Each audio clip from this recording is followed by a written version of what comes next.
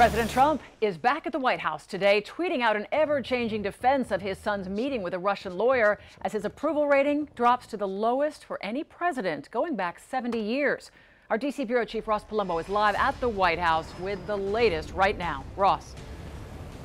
Well, Lori, the top story here at the White House is still that meeting with Donald Trump Jr. back on June 9th with that Russian attorney and that Russian-American lobbyist. Sean Spicer saying just a few minutes ago that there is no evidence that meeting was about anything other than adoption, but the president seeming to contradict that in a tweet just this morning. Back in Washington and back at Twitter, the president again keeping controversy alive, tweeting most politicians would have gone to a meeting like the one Don Jr. attended in order to get info on an opponent. That's politics. But the reality on that meeting with Jr., two Russians, Jared Kushner and Paul Manafort, 63% of those polled now say they disapprove. This is about as clear evidence you could find of intent by the campaign to collude with the Russians. Donald Trump Jr. himself said things should have been done differently. The president's private attorney working overtime on almost every network defending him. If this was nefarious, why did the Secret Service allow these people in? In a rare public statement, the Secret Service saying, though, Donald Trump Jr. was not a protectee of the United States Secret Service in June 2016. We would not have screened anyone.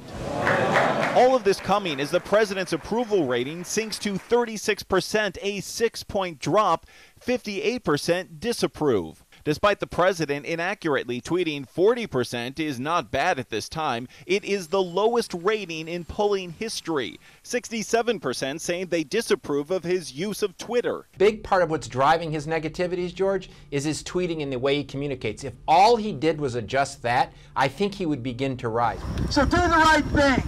Vote no on the repeal. Meanwhile, as protests continue on the president's #1 campaign promise. We are going to repeal and replace Obamacare. Senate Majority Leader Mitch McConnell is now once again delaying the vote, this time until Senator John McCain recovers from surgery. Senator McConnell has made it clear that he would like Senator McCain back. We obviously wish him a speedy recovery. And as soon as Senator McConnell, as soon as Senator McCain can travel back and Senator McConnell feels it's appropriate, he'll schedule that vote. We feel very confident about where we are now, and we look forward to getting that bill on the president's desk and getting it signed. I think the longer the bill's out there, the more conservative Republicans are going to discover that it's not repeal. And for Republicans, it may in fact be getting worse. I would estimate that there are about 8 to 10 Republican senators who have deep concerns.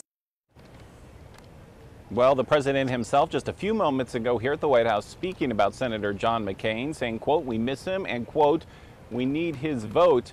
Of course, as Leader McConnell has said, that vote will not take place until Senator McCain gets back, most likely next week. For now, it's the very latest live at the White House. Calvin, back to you. Washington in suspense. Ross, thanks a lot today.